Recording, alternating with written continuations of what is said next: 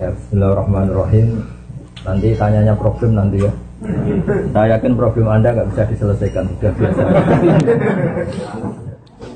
Karena seninya hidup itu ngadepi apa? Problem, masalah. Jadi kalau ingin diselesaikan berarti Anda pecundang, hadapin saja. Dinikmati apa? Karena sebetulnya kalau dinikmati ya baik-baik saja. Karena dunia ini diciptakan Allah liyabluwahum ayyukum ahsanu amala. Jadi kalau kamu sedang rukun sama istri itu biayanya mahal. Karena kalau rukun itu minta belanja macam-macam. Kalau sedang dicuekin gineng juga repot. Masa suami kok dineng dibiarin dicuekin. Enak mana ya? Rukun berbiaya sama dineng kecewa. Gak ada pilihannya hidup ya, hanya dua itu. Enak miskin dilihat tetangga, apa merantau gak jelas gak konangan tetangga. Gak ada pilihan hidup. Sayang katanya Kiai besar aja gak punya pilihan, diatur-atur sama MC macam-macam. Tapi ya ridho saja saya, karena hidup itu gak banyak apa. Gak banyak apa. Ini saya ngaji Yasin saja ya, yang sering saya baca. Jadi saya minta dari ngaji malam ini sampai berpikir secara cerdas berkelanjutan. Di antara yang diceritakan di surat Yasin itu ada ayat wa ma liyala a'budul ladzi, ayo dibaca. Wa ma liyala a'budul ladzi fatarani wa ilaihi turja'un. Jadi bagaimana mungkin saya tidak menyembah Zat yang menciptakan kami, yang mengatur segala kebutuhan kami, yang mengatur semua sistem yang terkait kepada kami. Wa ilaihi turja'un, toh pada akhirnya kita hanya dikembalikan ke Dia, ke Allah Subhanahu wa ta'ala. Misalnya gini, Anda hidup itu butuh apa coba? Yang jomblo butuh nikah ya? Terus istri kamu atau calon istri kamu itu bisa saja sudah mati sekarang. Tapi Allah bisa menciptakan lagi insya Allah ya. Katanya teman saya gitu, kalau ada Joko tua calon istri kamu sudah mati. Nah ini cerita singkatnya gini ya. Ada 3 utusan Nabi Isa. Salah satu kampung yang namanya masyhur, namanya kampung apa? Antioquia apa? Antioquia. Intinya kaum ini semuanya nggak iman sama Allah, ateisme. Mirip orang Korea gitu, kira-kira itu ateis. Kemudian ada satu petani yang iman, yang cara berpikir, kita ini bagaimana mungkin kita ini tidak menyembah Zat yang menciptakan kami. Kira-kira sang raja yang minta disembah itu pencipta apa enggak? Enggak kan? Fir'aun juga enggak, Yesus juga enggak. Semua selain Allah tidak berstatus pencipta. Kalau sama-sama nyembah, ya nyembah yang menciptakan. Makanya kata beliau, kata Habib An-Najjar, wa maliya la a'budul ladzi fatar. Bagaimana mungkin saya tidak menyembah Zat yang mengatur kami, yang menciptakan kami. Artinya satu kelaziman. Kita terima kasih sama orang tua saja kelaziman. Terima kasih sama bos yang menggaji saja kelaziman. Sama teman yang menolong saja kelaziman. Apalagi sama Allah yang menciptakan kita. Tentu kita menyembah Allah adalah satu kelaziman, satu keniscayaan. Maka kata beliau, wa maliyah la a'budul ladzi fatar. Bagaimana mungkin saya tidak menyembah Zat yang menciptakan saya? Toh wa ilaihi turja'un, pada akhirnya kita kembali kemana coba? Sama nyari uang kayak gini ke Korea, ada yang jadi presiden, yang jadi macam-macam. Pada akhirnya hanya kembali kepada Allah Subhanahu wa ta'ala. Dan ketika kita kembali, gampang saja bagi Allah. Zaman sekarang sampai hidup, bisa ngatur nyawa Anda enggak? Enggak kan? Kamu ingin hidup apa enggak? Enggak kan? Tahu-tahu hidup. Ingin punya hidung pesek apa Bang? Bang, tahu-tahu. Ingin punya istri solihah yang enggak cerewet enggak? Ingin. Tahu-tahu. Ingin dicintai apa mencintai tapi tidak kesampaian? Enggak, inginnya. Ingin dicintai apa mencintai tidak kesampaian? Dicintai. Tapi tahu-tahu mencintai dan tidak kesampaian.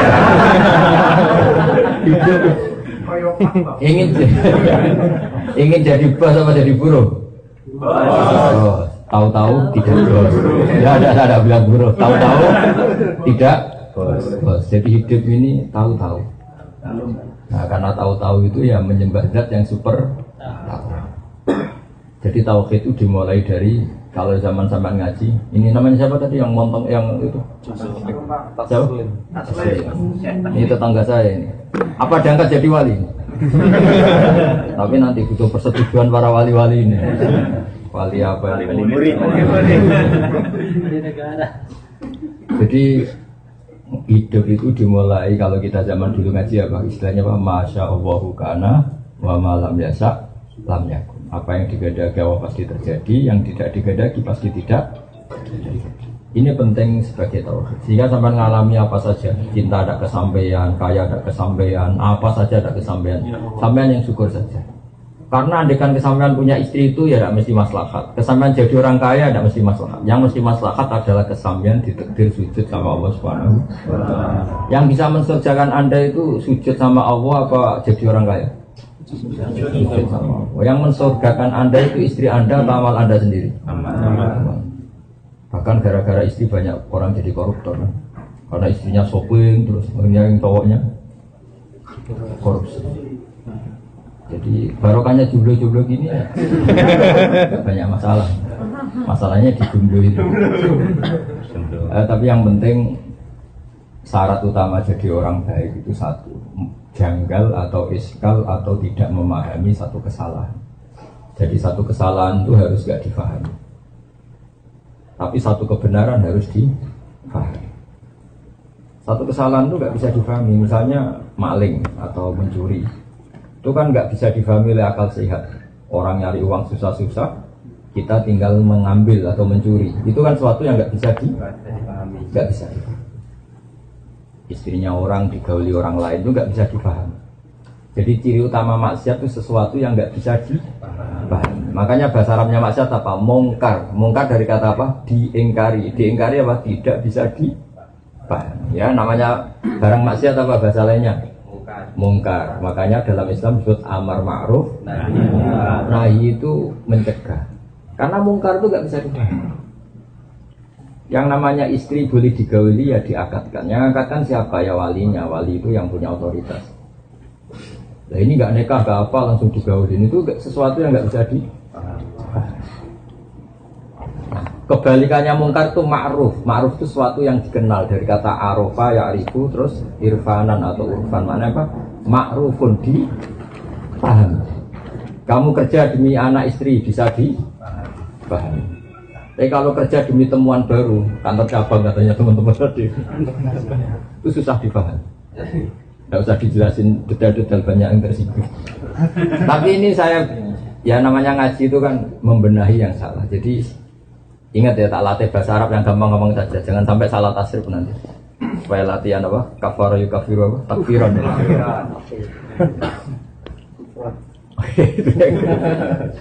Jadi yang dikatakan ma'rufun, sesuatu yang dipahami atau dikenal, mudah dikenal oleh akal. Kayak sedekah itu kan mudah dikenal oleh akal, namanya empati sama orang lain. Kita tadi berkawan sama orang Korea juga mudah dipahami oleh akal karena kita tamu di Korea, terus tadi ada Pak polisi, ada agama-agama lain menyambut kita. Itu mudah dipahami. Tapi kalau kita datang di negara orang kemudian ngendah yang punya rumah, ganggu yang punya rumah, itu bisa dipahami enggak? Jadi agama ini datang dengan kemakrufan, sesuatu yang mudah dipahami, dan agama ini menolak yang enggak mudah dipahami. Disebut apa? Mungkar. Ingin kaya tidak kerja, itu mudah difahami tidak? Apalagi merdukun, itu nggak mudah difahami. Terus nggak ganteng minta istri cantik, mudah difahami nggak? Nasi. Miskin punya istri 4, bisa difahami nggak? Takdir. Jadi agama itu mudah, karena maknanya agama itu mudah dipahami. Nah, dalam pertemuan ini supaya tidak banyak yang tersinggung, pasti semuanya sepakat. Kita ngomong tauhid saja, karena kalau ngomong sosial itu banyak yang tersinggung. Meskipun tersinggung itu bagus, supaya evaluasi. Nah, yang mudah difahami, kalau kita memuja siapa? Yang memuja zat yang kita pasti kalah. Yang kita pasti kalah itu siapa? Ya hanya Allah Subhanahu wa Ta'ala. Kita sama benda patung yang kita bikin sendiri, kalau kita mau memecahkan ya bisa memecahkan. Di gudang saja sudah hancur. Kita menyembah matahari, Kita punya akal, matahari apapun hebatnya tidak punya akal. Apapun hebatnya matahari bisa kerja di pabrik enggak? Bisa bikin robot enggak? Bisa nggadekan BPKB enggak? Enggak bisa. Apapun hebatnya matahari, bumi itu tidak punya akal. Kita punya. Logis enggak orang yang punya akal, makhluk yang punya akal kemudian tunduk menyembah yang tidak punya akal? Bisa difahami enggak? Tidak bisa. Menyembah Yesus. Yesus itu manusia yang lahir di bumi. Menyembah Tuhan yang hakikatnya ada Tuhan bisa difahami enggak? Yang mudah difahami dan pasti terfahami adalah menyembah Zat sing menciptakan kami, yang menciptakan langit bumi, yang membuat air, membuat oksigen, membuat apa saja sebagai keperluan kita. Kemudian setelah kita mati juga kembali ke Dia. Zaman kita hidup, coba ketika Anda hidup tahu nggak sistem saraf Anda, sistem jantung Anda, sistem paru-paru Anda, sistem kebutuhan oksigen Anda, kan tidak tahu. Kalaupun tahu, Anda tidak penciptanya. Kayak ilmuwan-ilmuwan Barat mengklaim tahu, tapi apa mereka pencipta Anda kan? Tahu-tahu ada oksigen, terus oksigen dianalisis. Ini mengandung ini, jantung butuh ini, paru-paru butuh ini. Tapi itu semua ciptaan Allah apa ciptaan mereka? Ciptaan. Ketika menyembah Zat yang mengatur itu semua, namanya ma'ruf, mudah dipahami. Paham ya? Maka kalau disuruh menyembah selain Allah itu sesuatu yang nggak bisa dipahami. Maka kata Habib An-Najjar, wa maliya la a'budul ladzi fatarani. Bagaimana mungkin saya tidak menyembah Zat yang menciptakan? Artinya tidak mungkin dalam kehidupan kecuali apa? Menyembah Zat yang menciptakan itu yang baru benar, baru ma'ruf, bisa dipahami. Kemudian kita menyembah atau membela sesuatu yang tidak ada, itu yang nggak bisa dipahami. Seperti ateis.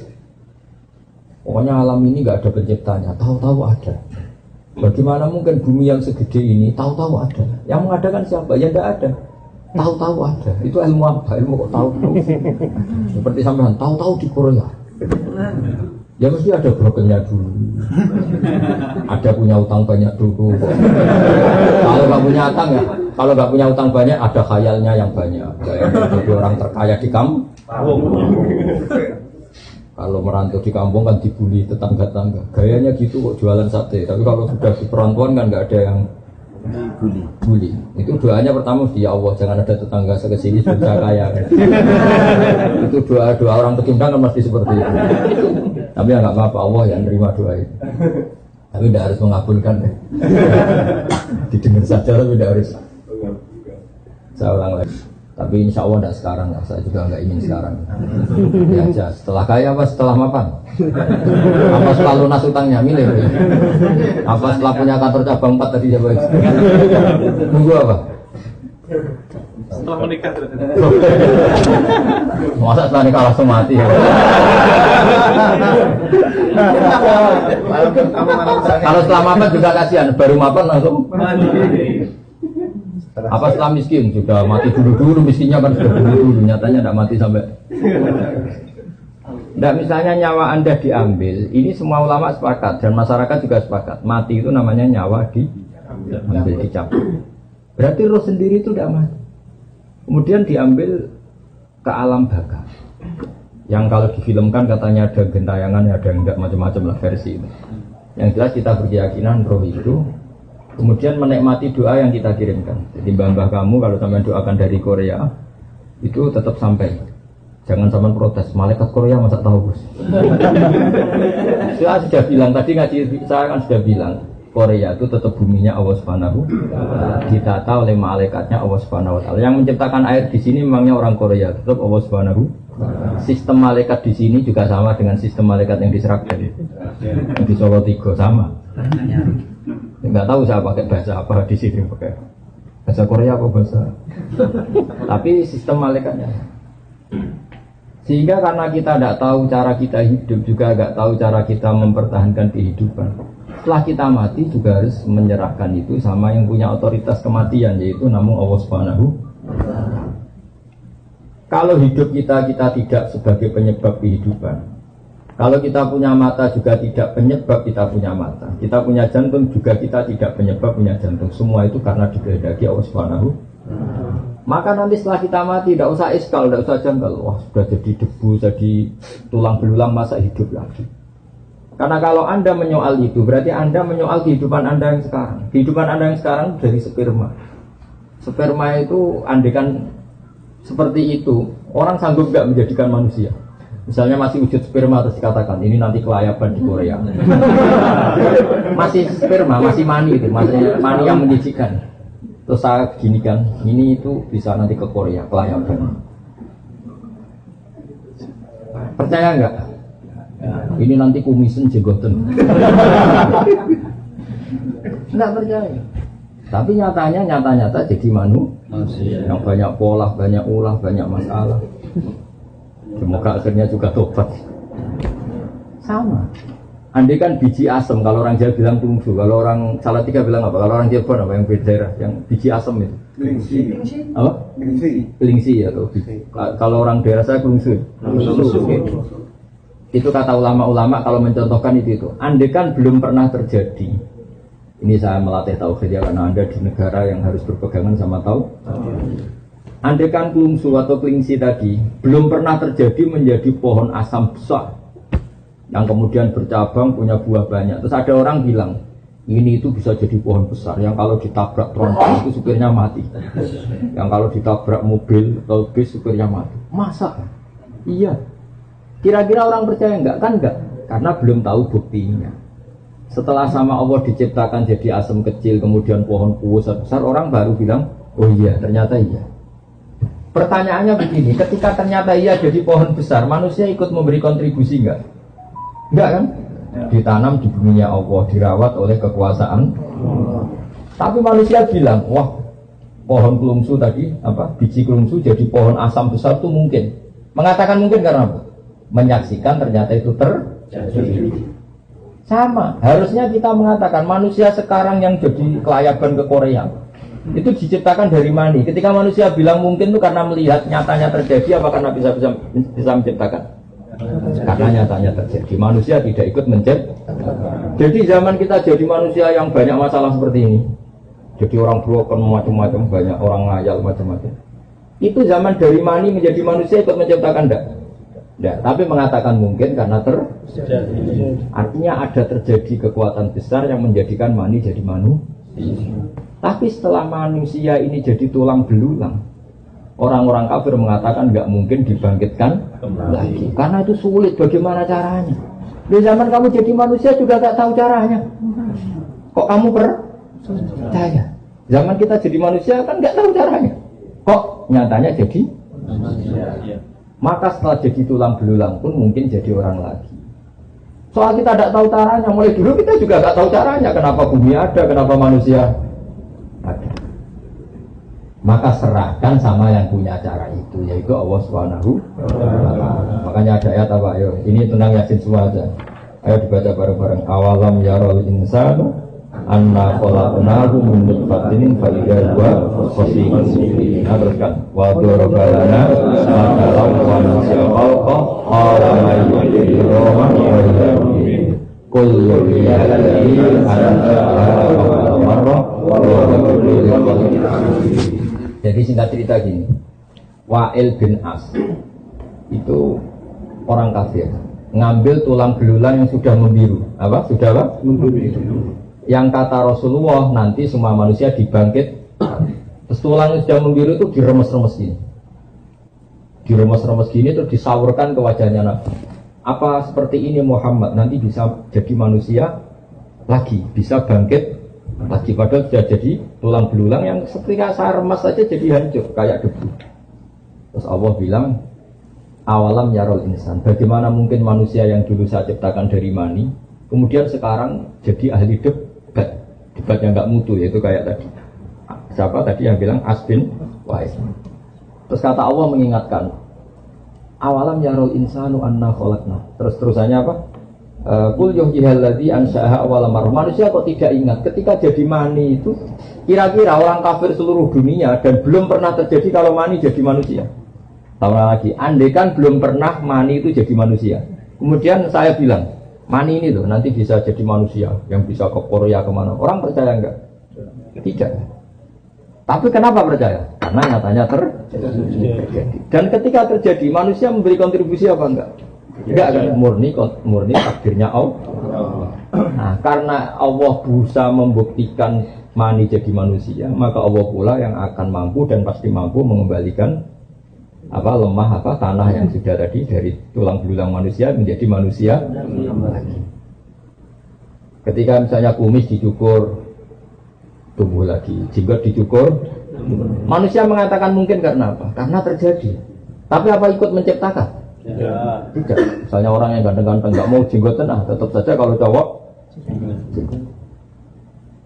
Jadi ini menunjukkan bahwa manusia itu sebenarnya di dunia itu hanya disuruh ikrar, disuruh ngakui, disuruh bersaksi. Makanya ada kalimat asyhadu alla ilaha illallah. Bisanya kita hanya bersaksi, saya bersaksi. Karena kita tidak bisa menciptakan, bisanya hanya saya bersaksi. Paham ya? Makanya dilatih apa tadi? Qul yuhyihal ladzi ansha'a awwalan. Jadi kalau sampean ingin iman secara benar gimana? Bayangkan pertama kali manusia diciptakan. Misalnya dari bumi masa jadi manusia lagi, kan tulang belulang sudah jadi bumi. Memangnya Nabi Adam diciptakan dari apa coba? Dari bumi. Itu Allah mampu. Dan uniknya lagi, saya sering kalau ngaji di Jogja, Nabi Adam itu makhluk paling komplit. Coba, kalau ada orang nggak percaya hari kebangkitan, itu saking gobloknya orang. Menurut saya hari kebangkitan itu masih seru manusia yang sekarang, yang kayak sampean-sampean. Loh kok enggak gimana? Hari kebangkitan kan materinya sudah ada, saya ulang lagi materinya. Seperti gen sampean kan sudah ada, DNA sampean ada DNA Sragen, Tuban, Boyolali, Mataram, macam-macam. Materi kita meskipun ditanam di tanah kan materinya sudah ada, portofolionya sudah ada, sistemnya sudah ada, DNA-nya sudah ada. Panitia malaikat yang bikin lebih gampang. Tapi zaman Allah menciptakan Nabi Adam, semua gen anak turun Nabi Adam itu ada di dia sampai hari kiamat. Allah harus bikin sistem di tubuh Nabi Adam. Sistem apa? Cadangan atau mani atau apalah istilahnya. Yang nanti itu cukup sampai kiamat. Coba susahnya kayak apa? Artinya di Nabi Adam kan diciptakan satu sistem di punggungnya. Kemudian sistem itu dipersiapkan untuk sampai kiamat. Lebih sulit ya. Nabi Adam satu orang. Dia kawin, kemudian jadi Qabil, Habil, Iklimah, Labuda, kawin lagi itu sampai jadi orang kayak sampean. Itu dulu dari master yang bernama siapa? Ya. Coba nitipkan tubuh sampean tok ini harus dibikin keriting, pesek, punya jantung. Dititipkan di satu zigot atau di satu sel yang kecil sekali. Padahal sel yang kecil sekali ini nanti jadi manusia yang polanya seperti ini. Dan ketika sampean misalnya calon punya anak 5, berarti ada anak 5 yang di punggung sampean. Dan ini disiapkan sel yang jadi anak sampean 5. 5 ini per sel disiapkan ada matanya, ada kupingnya, semuanya lengkap.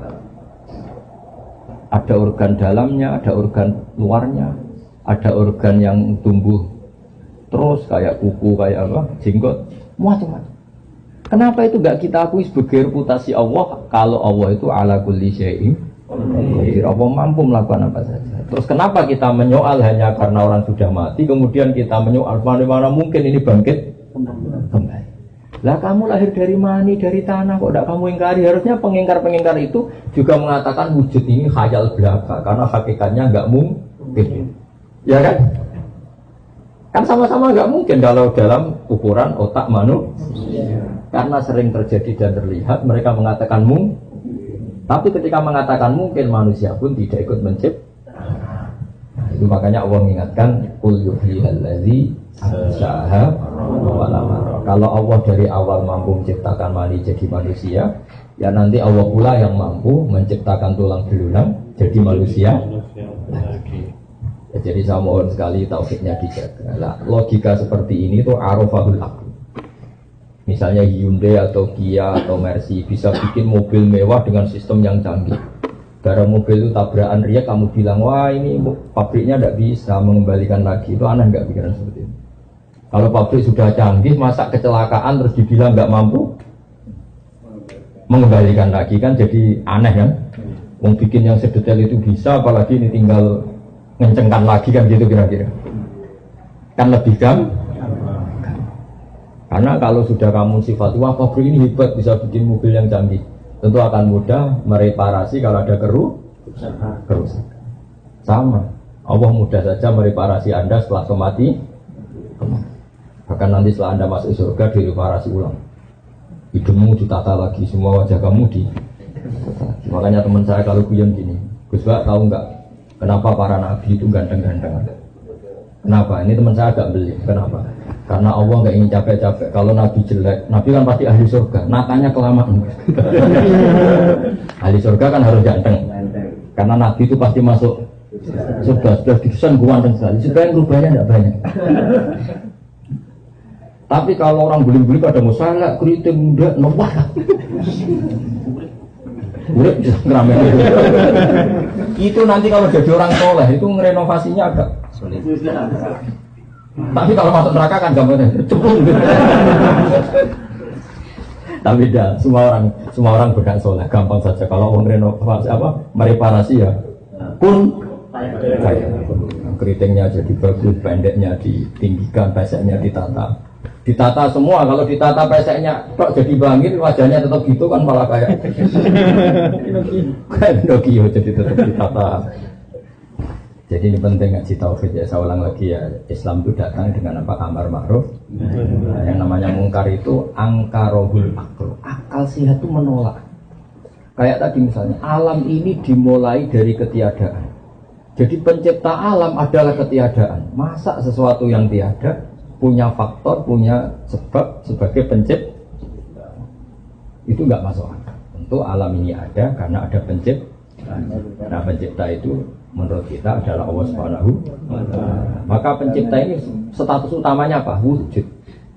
Ya, di mana-mana pencipta statusnya harus wujud. Maka mulai kecil kita diajari apa? Wujud. Namanya pencipta sama yang diciptakan dulu mana? Dulu pencipta. Makanya pertama setelah wujud tidak, dia harus zat yang terus kedua harus sifat ketiga harus baqo, harus abadi. Karena kalau Tuhan itu superior hebat kemudian dia ada abadi berarti keok kalah. Kalau Tuhan kalah itu kan aneh. Masa pencipta mobil kalah sama mobilnya, terus dikejar-kejar mobilnya lebih pintar timbang yang mencipta, ini kan jadi aneh. Tetap penciptanya yang bisa mengatur mobil ini, dimatikan, dirongsokkan, dibuang, terserah yang menciptakan. Mobilnya tetap objek, penciptanya tetap subjek. Allah selamanya subjek yang mengatur kita semua, yang menghancurkan kita, yang menata kita. Allah tidak akan menjadi objek makhluknya.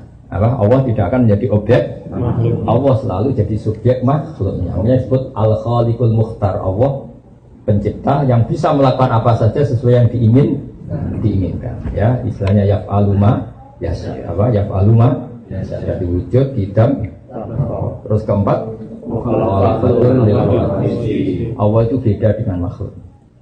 Kalau makhluknya makan cari uang, Allah tidak perlu makan, tidak perlu cari uang. Dan Allah tidak butuh makan, tidak butuh tidur. La ta'khudhuhu sinatu. Karena kalau Allah tidur, kalau kamu mau nakal, misalnya mau selingkuh, nunggu tidurnya Allah dulu. Kacau. Jangan sekarang, Allah masih bangun. Kacau nggak punya Tuhan gitu. Kacau. Maka sifatnya Allah la ta'khudhuhu sinatu. Allah tidak pernah kantuk, juga nggak pernah tidur. Karena Allah itu mukhalafatun. Terus sifat berikutnya apa? Allah itu berdiri dengan dirinya sendiri tanpa butuh yang lain. Allah tidak butuh. Kalau sampai ingin kuat kan harus makan. Kalau ingin fresh harus punya uang. Banyaklah kebutuhan Anda ini. Kalau ingin tidak jomblo butuh pasangan. Kalau pasangan butuh yang tertipu. Karena kalau sadar mungkin tidak mau. Makanya kalau ada orang cantik dapat orang jelek, kata bapak saya, itu kemungkinannya dua. Yang cowok punya sesuatu, atau yang cewek agak ada sesuatu. Rada-rada. Tapi Allah tidak butuh itu semua. Karena Allah harus qiyamuhu. Terus sifat berikutnya apa? Wahdaniyah itu Allah sendiri, nggak tersaingi. Dalam apapun nggak tersaingi. Apapun kekasihnya Allah terhadap Nabi Muhammad, apapun sayangnya Allah pada Nabi Muhammad, tetap Nabi Muhammad adalah abduhu warusul. Karena Nabi ya bisa meninggal, kalau nggak makan ya lapar, kalau saatnya datang ajal ya meninggal. Makanya Nabi dikatakan innaka mayyitu wa innahum mayyitun. Kemudian ya kalau bangkit dari kubur ya karena dibangkitkan. Itu beda dengan Allah, memang nggak pernah mati. Apa nggak pernah mati? Karena Allah itu qiyamuhu wahdaniyat terus kudrat iradat. Jadi logika-logika itu tanamkan sehingga kamu iman dengan kebenaran yang kalau ada paham yang menyesatkan kita menolak. Itu disebut wa maliya la a'budul ladzi fatarani wa ilaihi turja'un. Bagaimana mungkin dalam hidup ini kita tidak menyembah zat yang mengatur kami, toh pada akhirnya kita hanya kembali kepada Tuhan. Jadi kita menyembah Allah karena mengatur kami, dan pada akhirnya kita hanya kembali ke Allah Subhanahu wa ta'ala. Tidak kembali ke akal kita, tidak kembali ke pikiran kita, tapi hanya kembali kepada Allah Subhanahu wa ta'ala. Seperti sampean misalnya bayangkan jadi orang kaya terus bahagia. Apa faktanya nanti pasti demikian? Tidak mesti. Kadang setelah jadi orang kaya malah nyesal. Misalnya gini, banyak ini ceritanya. Ada suami memanjakan istrinya, minta apa saja dituruti, minta mau rumah mewah dituruti, kulkasnya harus mewah, mobilnya harus mewah. Lama-lama istrinya mikir, rumah mewah, mobil mewah, yang nggak mewah suami saya. Lama-lama kepikiran ganti suami. Karena enggak, istrinya yang ingin ganti, karena tadi minta rumah mewah diturutin. Kalau rumah mewah pantasnya apa? Kulkasnya mewah, mobilnya mewah, karpetnya mewah. Tapi suaminya tuh pesek pendek. Lama-lama yang perlu dipikirkan, yang kurang mewah satu. Kalau kamu ngalamin gitu atau kopel kita tidak pernah tahu. Ini barokahnya kamu miskin, pas apa? Rumah jelek, rezeki jelek, semua jelek. Maka istri kamu mikir sudah nggak perlu diganti, sudah pas semua ini. Maksudnya kita tidak pernah tahu. Kadang yang miskin juga bahagia karena serasi semua, Pak. Serasi semua. Ya ini cerita saja guyon, tapi Anda supaya tidak mengimani pikiran Anda yang kamu bayangkan itu tidak mesti masalah. Makanya kalau di kitab tasawuf itu ada guyonan, di kitab hikam pernah dengar tuh namanya kitab hikam, itu kitab tasawufnya ahli sunnah apa? Jadi semua kiai alim tasawufnya ngikuti kitab apa? Hikam. Selain kitab Ihya, kitab apa? Kan ada beberapa kitab tasawuf yang paling populer diantaranya Ihya. Kemudian itu dijabarkan oleh Sayyid Abdul Haddad jadi An-Naso'ih Ad-Diniyah apa? An-Naso'ih Ad-Diniyah. Terus dijabarkan termasuk macam-macam lah oleh kitab. Ada seorang wali itu tukang manol, hamal itu tukang manol. Jadi dia itu wali betul, tidak kayak sampean. Sampean ini baru jadi wali ini sudah kerja jauh-jauh, gak jadi wali. Dia itu tukang manol, hamal. Karena dia wali setelah dapat itu tukang manol, ngangkatin barang dari pasar ke kendaraan. Karena dia wali itu, ya Allah, saya ini hanya butuh makan satu piring. Yang penting saya dapat makan satu piring terus pulang mau ibadah. Tiap hari gitu. Kalau dapat opan, kalau uang sekarang, kalau satu piring di sini berapa won? Punya satu makan satu hari 10.000 won. Kalau di Indonesia berapa? Enggak lah, makan sehari kalau di Indonesia 50. Kalau makan apa saja kamu di sini kok mahal? Kalau uang di sini berapa? 10.000. 10.000 sama dengan 100.000. Ya jangan, berarti contohnya di sini jangan. Ya kalau di Indonesia makan 50.000 sudah. Berapanya? Odeng. Itu kalau di Gunung Kidul sudah dapat belalang banyak.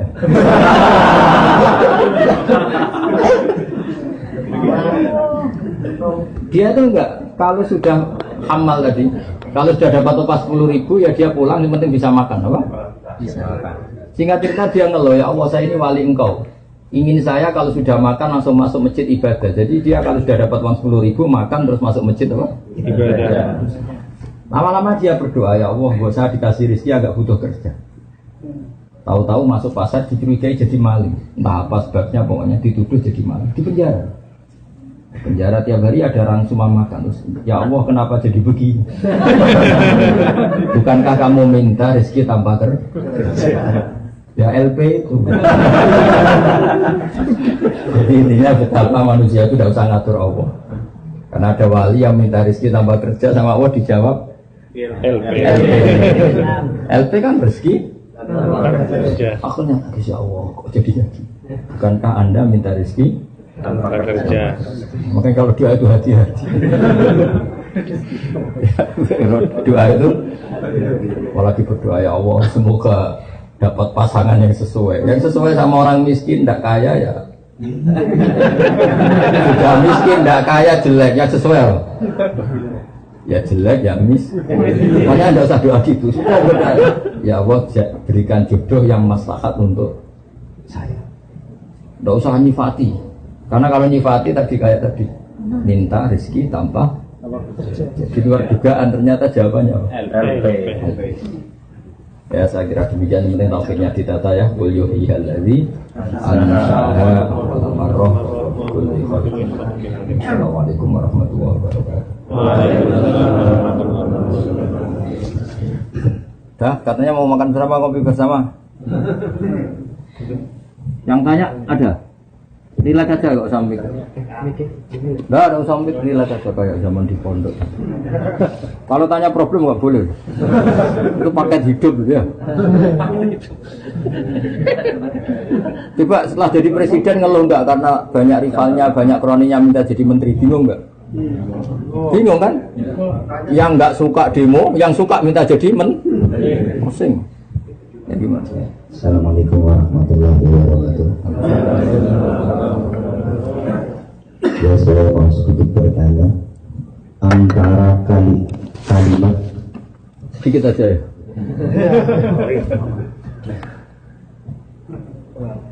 Antara kalimat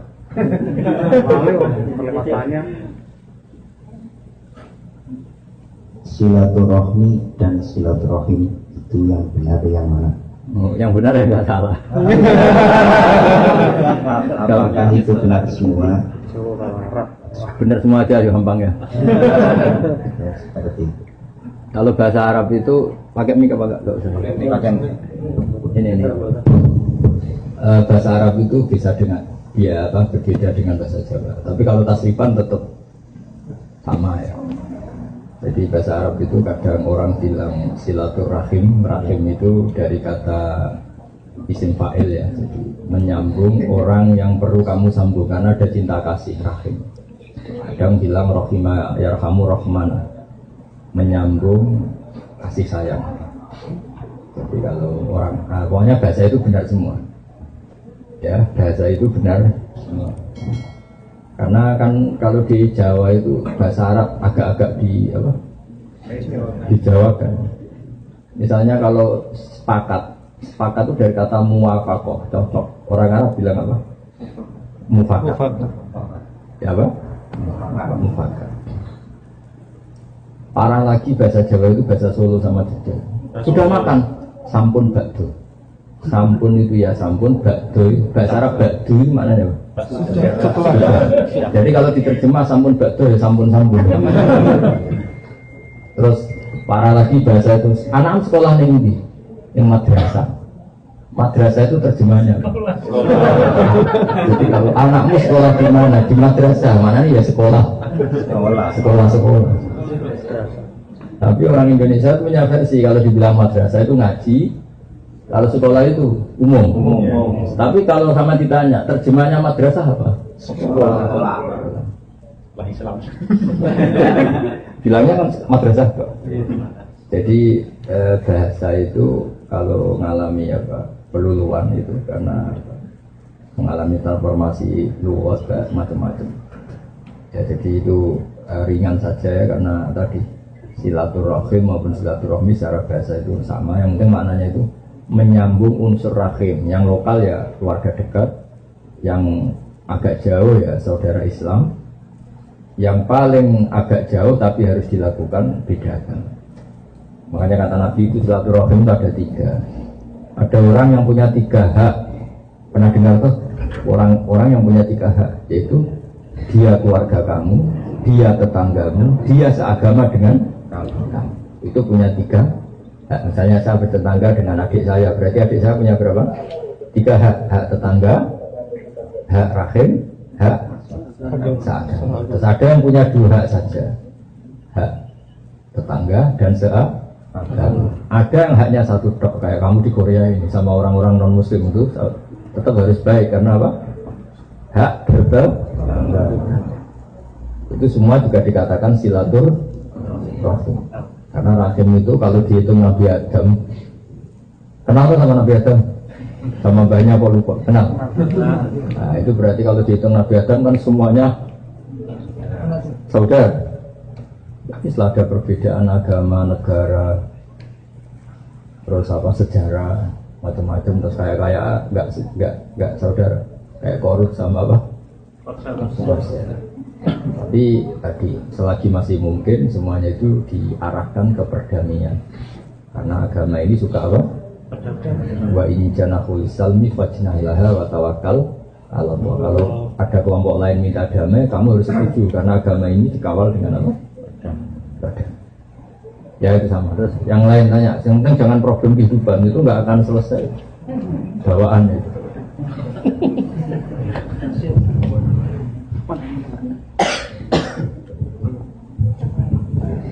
Assalamualaikum warahmatullahi wabarakatuh. Semuanya mana ngapak ya? Cilacap. Iya, banyak yang ngapak-ngapak. Pakai bahasa Cilacap aja. Kalau bahasa Indonesia enggak tak jawab. Pokoknya kalau bahasa Indonesia enggak bisa dijawab ya. Ya. Dan pakai bahasa kasarnya enggak boleh bahasa halus. Bahasa kasar kepriben lah, betul. Kepriben.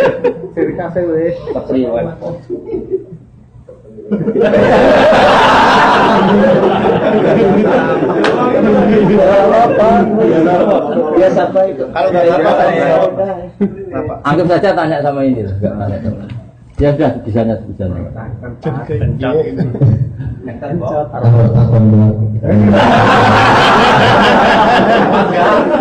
Ya, wis oleh ono.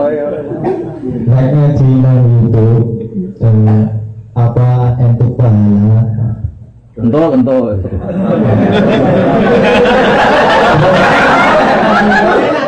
Apa syaratnya bisa nyambung? Bisa. Sanat itu gini loh ya. Saya sering dapat pertanyaan sama dari Cilacap. Siapa namanya? Gunawan. Oh bagus. Gunawan tuh manusia ada gunanya. Iya kan? Orang kaya jutawan ini. Tukang pewarta hartawan. Tukang ada gunanya. Maka kalau nyuruh sama ini gunanya banyak. Ya semuanya nyuruh pakai ini aja. Pasti gunanya banyak. Jadi orang kalau kaya jutawan, pewarta wartawan. Ya. Kalau orang kelayaban bisa lawan wisata, tukang kelayaban kan. Jadi apa? Lawan. Kalau banyak gunanya, kalau banyak masalah. Dan otomatis secara sanad itu tersambung. Yang ada syarat ketat itu kalau mau jadi mufti. Ya jadi apa? Mufti itu orang yang punya otoritas menghukumi halal haram, syarat tidak sahnya sholat atau syarat sah tidaknya nikah itu nggak boleh hanya sekedar ngaji di YouTube. Tapi kalau syarat ingin tahu kebaikan sudah cukup. Karena kebaikan itu ma'ruf, mudah dikenal oleh Jadi kalau syarat-syarat yang ketat harus ketemu gurunya, ngaji lama, terus akhlaknya harus baik, hafal Quran, hafal hadis, itu syarat untuk mufti, ya Pak? Mufti itu begini loh, fatwa sesuatu yang jelimet itu namanya mufti. Kalau sampean kan nggak perlu seperti itu. Pokoknya dengar ngaji saya yang bisa dilakukan, yang nggak ditunda itu sudah selesai. Dan potongannya ya nunda semua. Misalnya saya ngaji, wajib gak orang nyaur utang? Ayo jawab. Wajib. Tahu toh? Ditunda apa langsung? Tunda. Ketika kangen keluarga wajib gak terus ingin pulang atau ngirimin? Tapi ketika ada tadi tanda-tanda pikirannya mulai macam-macam. Nah, kenapa kalau mufti syaratnya ketat? Karena mufti itu akan menimbang hukum yang kayak iya kayak tidak. Itu harus orang alim, nggak boleh hanya lewat itu. Saya beri contoh ya Mas Gunawan ya, kayak iya kayak tidak. Misalnya gini, saya beri contoh. Kerja di Korea itu baik apa enggak? Kalau melihat sisi jauh dari keluarga agak baik. Tapi apa artinya deket tapi enak? Enak itu raine ketok terus rezeki atau ketok. Itu namanya enak. Jauh tapi gak enek karena vesselnya kirimannya banyak. Lancar. Nah kalau istri kamu rata-rata nelpon kangen orangnya apa kangen kiriman?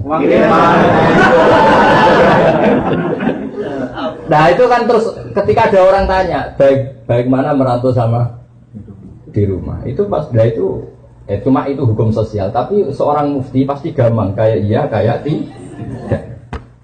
Nah, itu butuh orang alim yang ngajinya tenanan. Tapi kalau hukumnya suami istri sebaiknya apa ya rukun. Ya, itu kan nggak perlu mufti, pasti iya gitu, apa? Pasti iya. Jadi saya jawab ya. Jadi kalau ngaji lewat YouTube itu sudah sah. Cuma tetap saja nggak sah kalau sebagai mufti. Mufti itu menentukan hukum halal. Misalnya kamu marung di warung Korea yang terkenal misalnya masak babi. Tapi yang kamu makan benar-benar telur atau ayam, hukumnya gimana? Mesti mufti itu mikir. Kalau melihat ayamnya halal, tapi paling digoreng di wajan yang sama, diletakkan di piring yang sama, dan mereka nyuci piring pasti tidak dengan cara Islam. Kalau melihat gitu kayaknya tidak halal ya. Tapi kalau melihat bisa saja, meskipun bisa saja pas jatah saya piringnya baru.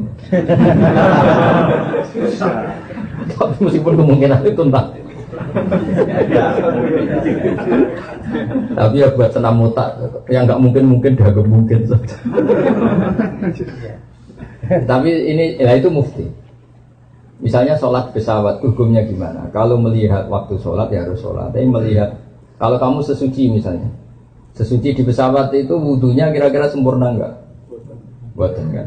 Kalau sempurna dimarahin awak apa? Tapi setelah wudhu tidak sempurna kira-kira tetap wajib sholat apa enggak? Mesti jawaban pertama wajib.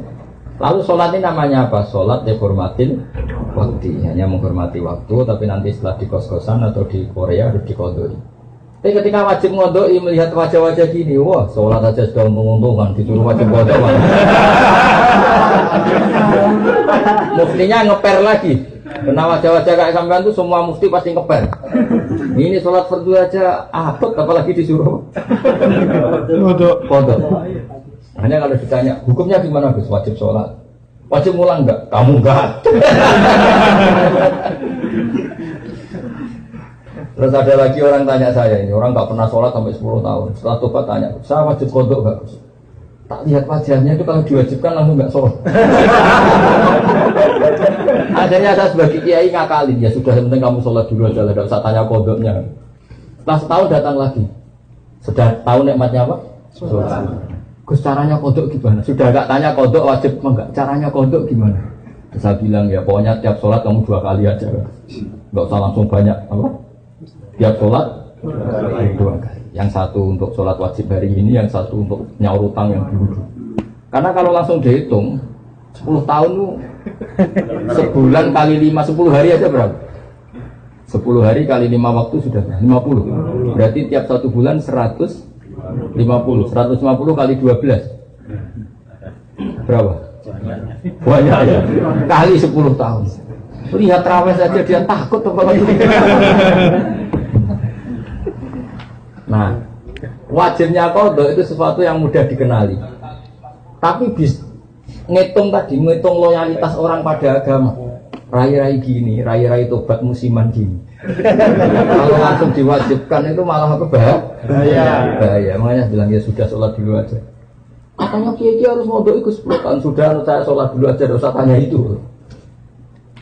Makanya dulu tuh ada cerita unik. Ini guyonan saya sebagai penghormatan pada Korea palsu ini ya. Ada kiai itu kan rata-rata anaknya cantik. Kalau anaknya tidak pati cantik ya rapati kiai. Kiai betul itu rata-rata anaknya cantik. Karena istrinya rata-rata ya. Kalau kiai istrinya jelek ya agak musibah. Tapi bisa bikin kantor cabang kan? Ini provokator itu. Apa pengesahan apa ya? Pakai kartu apa? Enggak, kantornya itu. Dia mengistilahkan istri kedua itu. Singkat cerita itu anaknya itu cantik. Ya dulu itu enggak ada akses ke dalam kecuali harus jualan apa? Air. Jadi ada orang santri itu agak nakal dia. Ingin tahu ningnya kalau dalam bahasa pondok itu nih. Taman karena saya yakin semua yang ngaji saya di sini itu masih ada sisa-sisa santri. Karena orang Indonesia hebatnya gitu, kecilnya mesti dolanan di musola, nguyaya di musola, ya kan? Baiknya orang Indonesia kan? Iya kan? Karena rata-rata kita pas kecil itu kan nyonsewu miskin, yang ada jeding itu di musola. Sekarang keluarnya tamer-tamer di Indonesia ke saya gitu, semenjak masjid bagus, kamar mandinya bagus. Kadang orang mau ke masjid itu bukan karena ingin jamaah, kudu ngising di rumah lari ke masjid. Ya kan? Sekarang banyak enggak? Banyak karena kamar mandi masjid lebih bagus. Yang parah kalau mau tidur Kang Ali, di rumah enggak ada AC, enggak ada kipas angin. Kalau ngantuk masih ke masjid. Terus kipasnya dinyalin. Di daerah kamu ya gitu. Di sini ya. Di kos-kosan nggak ada kipas, di sini masjid ada. Ada sih, malah sih di sini. Itu mau itikaf kok mau nikmati hidup. Nikmati hidup. Ya alhamdulillah kok Allah nggak apa-apa lah. Dekat masjid sudah baik. Meskipun niatnya tidak baik, semoga tetap apa? Baik. Singkat cerita dia itu pura-pura jualan apa? Kiainya senangnya begini. Ben baru kayak anakku disenengi banyu murah soalnya. Kiainya wali jadi tahu kelakuan tadi santrinya tadi di Barno biarin dapat air murah loyal. Lama-lama dibilang gini sama kiai, kamu senang sama anak saya? Iya Pak ya. Syaratnya kamu harus jamaah di depan 40 hari. Kalau itu selesai nanti kesini tak nikahkan sama putri sana. Oh semuanya bukan main. Dia jamaah terus di depan ini di Masjid Haram, cerita ini di Mekah, nggak diserahkan, nggak diserahkan. Jadi ini cerita kelas internasional, bukan kelas apa? Setelah itu sholat semangat dia. Ya, syaratnya 40 hari di stop awal. Ya imamnya tentu imam Masjid Haram, nggak masuk imam nggak ini. Kalau di sini nggak jadi wali 40 hari belum jadi wali. Ini di Masjid Haram yang satu sholat sama dengan 1000 sholat, ya 1000 rakaat. Kalau sholat di sini satu sholat kan benar-benar satu. Kalau di sana lipatannya kan berapa? 10.000. Ada yang bilang pokoknya ribuan, ratusan ribu, terserah hitungnya sampai 40 hari. Hari ke-40 selesai sama kiainya digandeng santri. Ayo nak pulang ke rumah saya. Tak kawinkan sama anak saya sesuai perjanjian. Itu santrinya marah-marah. Pak Kiai, minyak uang. Sholat diterima dijoli anak jenengan. Enggak bisa.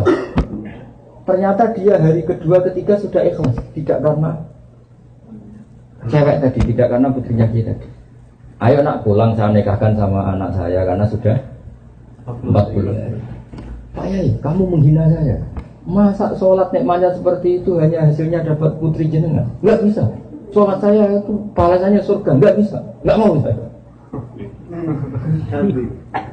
Dari sholat untuk dapat cewek menjadi sholat nikmati kebenaran. Makanya kalau kamu ingin kaya tak suruh sholat hati. Nanti kalau sudah sering sholat nikmatnya sujud, nikmatnya muasalah sama Allah, terus mulai berubah doa. Apa penting kaya apa enggak? Kalau kau masih ingin kaya terus berarti sholatnya masalah.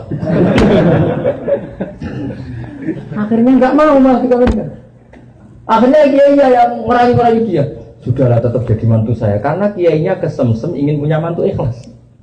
Sekarang ganti yang kiainya yang mati-matian ngerayu supaya dia mau jadi menantunya. Karena ingin punya menantu. Bisa dibuktikan ya.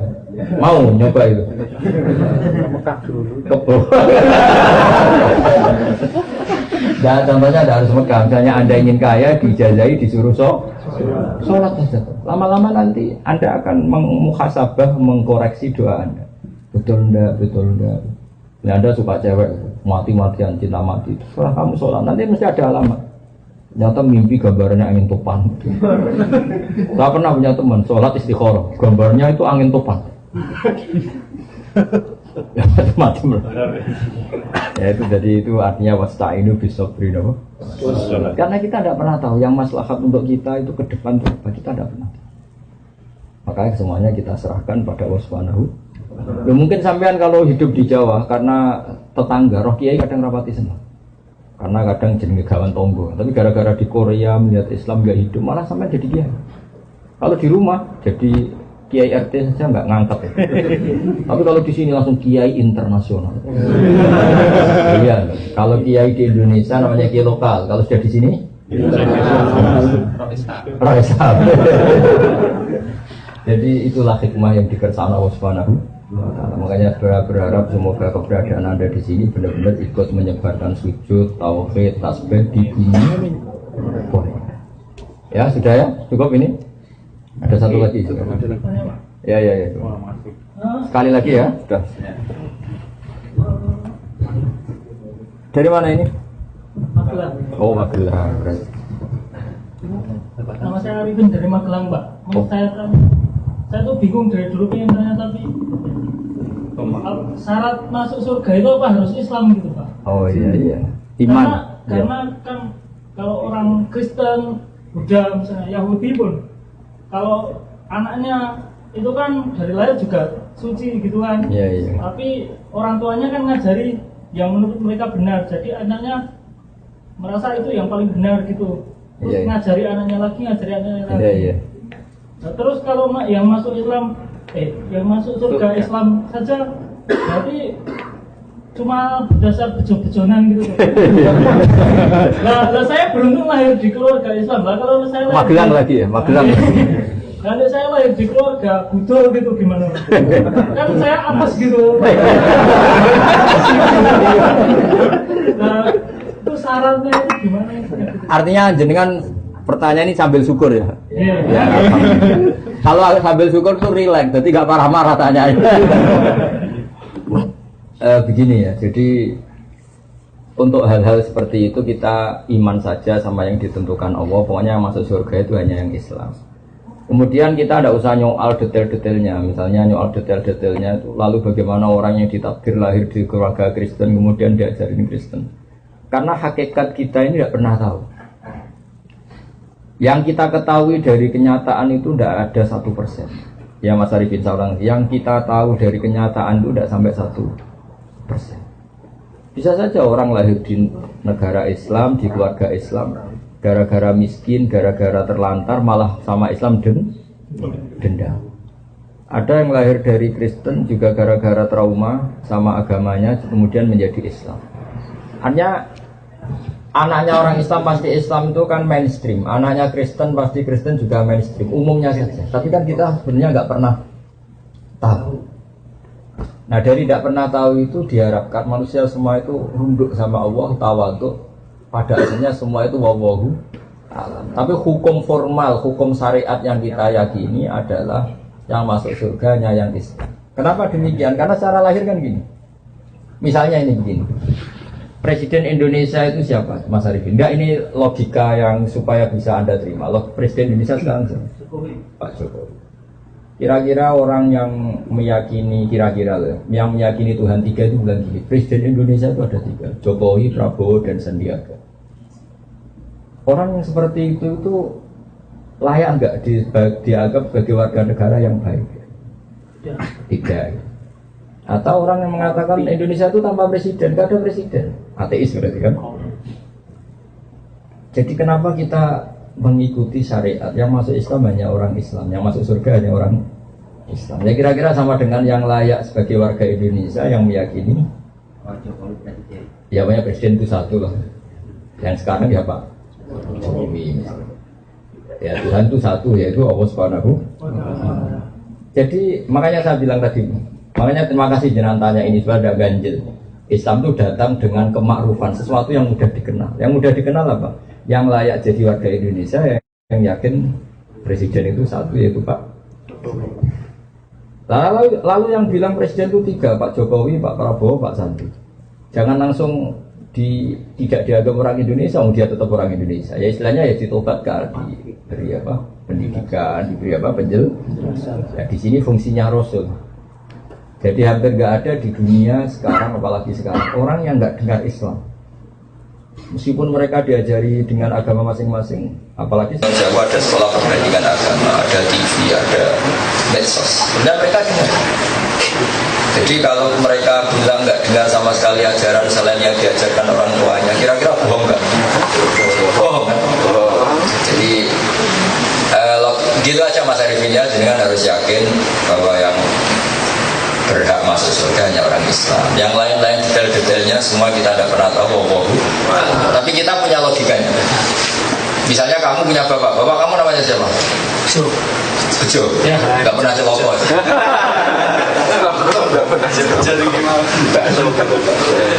Ya iya, terus adik kamu meyakini Bejo itu gak bapaknya, terus dia anak juga. Ya kira-kira gitu. Orang yang meyakini Allah gak Tuhan, itu kan kurang ajar sekali. Apalagi yang meyakini Allah itu ada yang setingkat Allah, yaitu ini. Ada yang presiden tandingannya Pak Jokowi ini, kan ya gak pantas ya. Gak pantas itu mengungkap sesuatu yang akal gak percaya, gak mau. Ya, jadi saya kali-kali bilang ya, ciri utama agama itu apa? Membenarkan yang ma'ruf, yang mudah dikenal. Yang mudah dikenali apa? Yang pikirannya benar, akidahnya benar, itu yang harus dibenarkan. Dan yang harus dibenarkan itu yang pantas masuk. Ya kira-kira. Ya maksudnya ya. Pon santai-santai ini katanya Ramadhan sudah cukup ini ya. Acaranya apa sekarang? Kopi. Foto bareng sudah, tinggal ngopi bareng ya. Assalamualaikum warahmatullahi wabarakatuh. Itu dianggap syukur aja kita. Gimana kita yang ketua suku?